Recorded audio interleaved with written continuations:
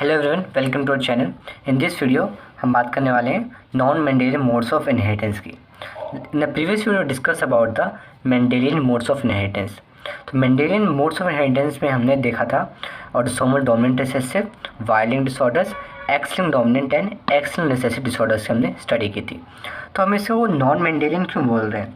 तो मेंडल ने कुछ रूल्स डिसाइड किए थे इनहेरिटेंस के लिए। उनमें से दो बेसिक स्टेटमेंट जो मेंडल ने बोली थी, उन्होंने ये बोला था कि कोई भी एक कैरेक्टर के लिए, सपोज़ बालों के कलर के लिए सिर्फ दो एलील हो सकते हैं, ठीक।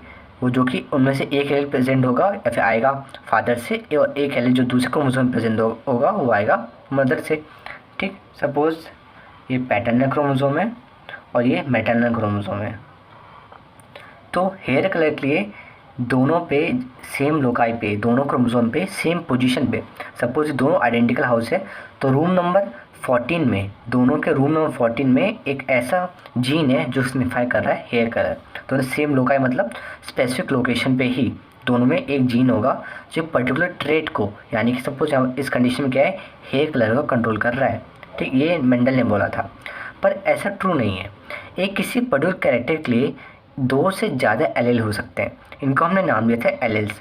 सो alleles are the identic to different contrasting traits of a gene that are present on the chromosome, but they can be more than two alleles for a character or for a trait, ठीक है।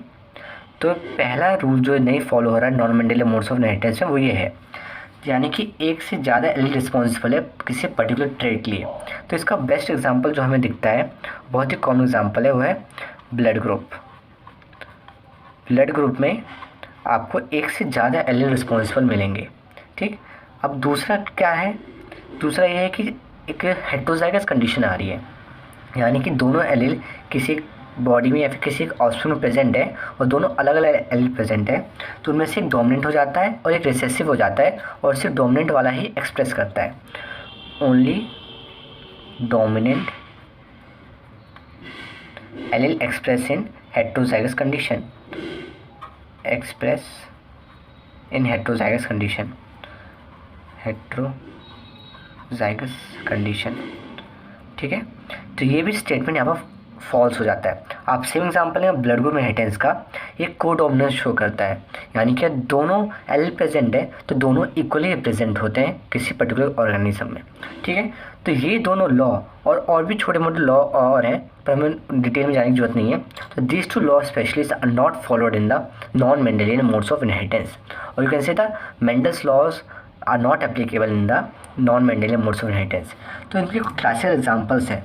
सबसे पहला जो classical example है वो है genomic imprinting का, genomic imprinting. दूसरा क्लासिकल एग्जाम्पल है माइटोकॉन्ड्रियल इनहेरिटेंस, ठीक है। MTCH मतलब माइटोकॉन्ड्रिया, ठीक है, mitochondrial inheritance. And the third one is the tri nucleotide repeat mutation, TNRP, trinucleotide repeat mutation. So these three are the classic examples of non-Mendelian modes of inheritance, and this video will discussing about all the three. तो हम बस इनके नाम का मतलब समझते हैं कि ये होते क्या हैं, फिर इनकी डिटेल हम स्टार्ट करते हैं। जीनोमिक इम्प्रिंटिंग, और आप नेम को स्प्लिट करेंगे तो जीनो मतलब क्या हो जाएगा, genes, and imprinting means silencing.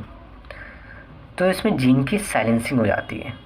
अभी कैसे होती है इसे डिटेल में पढ़ेंगे। माइटोकॉन्ड्रियल इनहेरिटेंस में क्या होता है, कोई पर्टिकुलर एलील सिर्फ एक ही पेरेंट से आता है, यानी कि सिर्फ मदर से ही इनहेरिट होता है सारे माइटोकॉन्ड्रिया, ठीक है। फादर का कोई भी इसमें कॉन्ट्रीब्यूशन नहीं आता। तो ये एक मेंडल के लॉ के खिलाफ जा रहा है, जैसे इसे non Mendelian modes of inheritance में रखा जा रहा है। ट्राइन्यूक्लियोटाइड रिपीट म्यूटेशन में क्या होता है, पर्टिकुलर बेस पे, specially cytosine and guanine, they are repeated over a long distance, so they can lead to the some change in the specificity of a gene or what the gene function perform. Okay, they may be change in the or alteration in the function of the gene that perform, which may either lead to the complete silencing of that gene, or the function of the gene may be reduced. Okay, now let's start with the genomic imprinting. The literal meaning of genomic imprinting is gene silencing. अब gene silencing का मतलब क्या है? कोई gene, suppose एक chromosome हम ले रहे हैं, तो इसके एक पेयर में प्रेजेंट होते हैं बॉडी में, ठीक। तो एक पर्टिकुलर ऑफस्प्रिंग में एक हम पर्टिकुलर क्रोमोसोम ले रहे हैं, उसके दो एक पेयर होता है, एक आता है फादर से और एक इनहेरिट होता है मदर से। तो जीनोमिक इम्प्रिंटिंग एक ऐसा रेगुलेटरी मैकेनिज्म है जो नेचुरल बॉडी में प्रेजेंट होता है। तो जीनोमिक इम्प्रिंटिंग में जीन, किसी पर्टिकुलर जीन की साइलेंसिंग हो जाएगी। तो हर एक आपको बताया, किसी भी जीन के according to Mendel there are 2 alleles और you can say there are many alleles for a particular gene, ठीक, जो दोनों क्रोमोसोम में प्रेजेंट होंगे। अब सिर्फ एक पर्टिकुलर ही एक्सप्रेस होता है बॉडी में, जबकि दूसरा साइलेंस हो जाता है। या तो वो फादर का साइलेंस हो सकता है, या तो वो मदर से साइड से जो आया है वो साइलेंस होता है, वो फिक्स रहता है। ये नेचुरल प्रोसेस है। सपोज़ कोई पर्टिकुलर जीन में सिर्फ जो मदर से आता है वो साइलेंस हो जाता है और सिर्फ फादर वाला एक्सप्रेस हो जाता है, ठीक है। जीनोमिक इम्प्रिंटिंग बोलते हैं इसको, बहुत ही नेचुरल प्रोसेस है, यूजुअली होता है, ठीक। तो जीनोमिक इम्प्रिंटिंग में एक पर्टिकुलर जीन साइलेंस हो जाता है। तो साइलेंसिंग का मैकेनिज्म क्या है, कैसे पर्टिकुलर जीन को हम साइलेंट कर सकते हैं? तो इट इज़ और the answer is given by epigenetics. Epigenetics मतलब होता है समथिंग अबव जेनेटिक्स, ओके। तो एपिजेनेटिक्स एक ऐसा पर्टिकुलर से वे है जिसकी वजह से जीनोमिक इम्प्रिंटिंग होती है, यानी जीन की साइलेंसिंग हो सकती है। इसमें क्या होता है, या तो डीएनए का मिथाइलेशन कर सकते हैं, ठीक है, डीएनए का मिथाइलेशन हो जाता है। DNA methylation lead to the inactivation of gene, और you can do histone deacetylation, histone deacetylation, okay. either we can do the DNA methylation to imprint or silence a particular gene, or you can do histone deacetylation. Note, histone deacetylation silence the gene, while the histone acetylation activates the gene.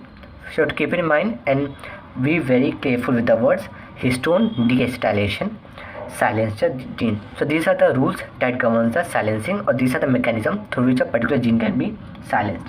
So this at what time does the inactivation take place? It takes place just before fertilization. So when the chromosomes are not even fused, or they have not fertilization not taken place, before that the genomic imprinting take place. It's a natural process. But what happens, suppose it is fixed in a body that maternal gene is going to be silenced, okay. So obviously father, or from the gene from the father will be expressed, but due to some causes this particular gene from father is deleted, then that particular function of the gene will not be performed in your body, then it can lead to certain disorders, okay. It's very fixed in your body that what gene or gene from which side will be silenced, either from father or mother. Suppose in particular chromosome, what is going to happen, gene from the mother side is going to silence and father is going to express, but due to some mutation or some other disorders or some changes, the gene from the father is getting deleted, then the particular function of the gene will not be performed, and that will lead to some disorders. So you have to keep this in mind. Now if you take the example of chromosome 15, so this is the general genomic imprinting is a general phenomenon, but genomic imprinting plus deletion can lead to some non-Mendelian modes of inheritance disorders, okay. If you take the example of chromosome 15, it has certain genes which are expressed only when it is come from a father, and there are certain other genes which are expressed only when it comes from your maternal side. According to that, there are two classical examples that are called the Prader-Willi syndrome, Prader-Willi syndrome. So you have to remember this name, they are very commonly asked terms, Prader-Willi syndrome. And there is one more example which is called the Angelman syndrome, Angelman syndrome. In Prader-Willi syndrome, what happens, gene regulating SNOR protein, small nuclear RNA proteins, they are expressed only when it comes from the paternal side and the maternal gene is imprinted. Normally what happens, the normal condition, maternal gene is silenced, gene imprinted, or you can say gene silenced, while the paternal gene is expressed.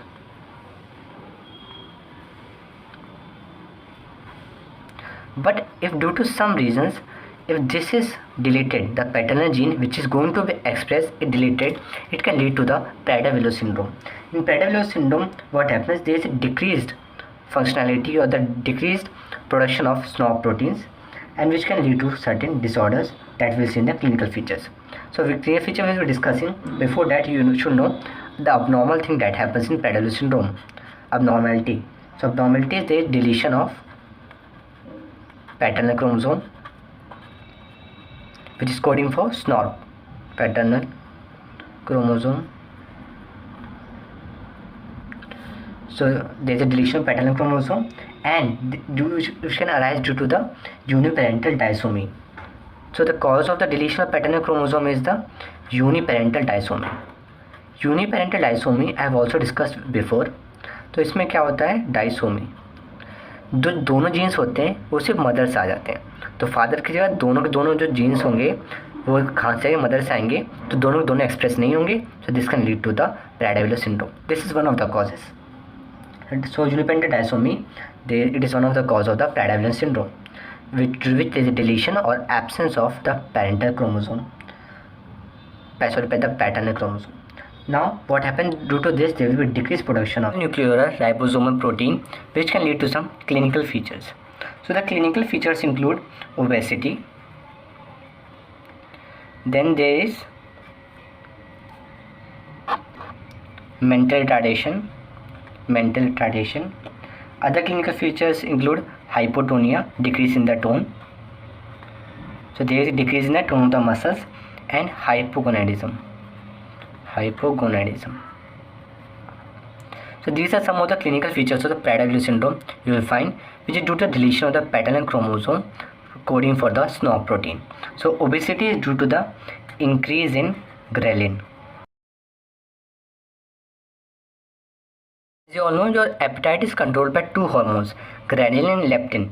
Leptin is secreted by adipose tissue, which decreases your appetite, while the ghrelin increases your appetite, which can lead to the obesity. Now let's talk about the Angelman syndrome. What happens in Angelman syndrome? Normally, paternal gene is imprinted and the maternal gene is active, just opposite of the Prader-Willi syndrome. So how to remember the Prader-Willi syndrome? See, paternal region absent. You can say paternal region absent or deleted. So this you have to take the first 3 or 4 words: paternal region absent or deleted. This is a trick to remember Prader-Willi syndrome, and opposite will happen in the Angelman. Paternal region absent or deleted. Now let's talk about the Angelman syndrome. So what will happen? In this, the maternal region will be deleted and the paternal region will be not expressed. Normally, what happens? Paternal gene is silenced and the maternal gene is expressed. It's just opposite of the Prader-Willi syndrome. If you understood the Prader-Willi syndrome, you can easily write about the Angelman syndrome, but the clinical features are different. And maternal gene is expressed. So this is a normal finding. But what happens in the Angelman syndrome? Due to certain region, that is a deletion of the maternal chromosome, which is the main causative cause due to uniparental disomy, like the same that of the Prader-Willi cause. So what is the abnormal thing? Here the deletion of maternal chromosome. Maternal chromosome, which is normally going to be expressed. So if it is not expressed, it can lead to some clinical features. The clinical feature trick to remember is SARI. S stands for seizures. A stands for ataxia. Ataxia means difficulty in walking.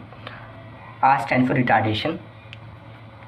Retardation means mental retardation.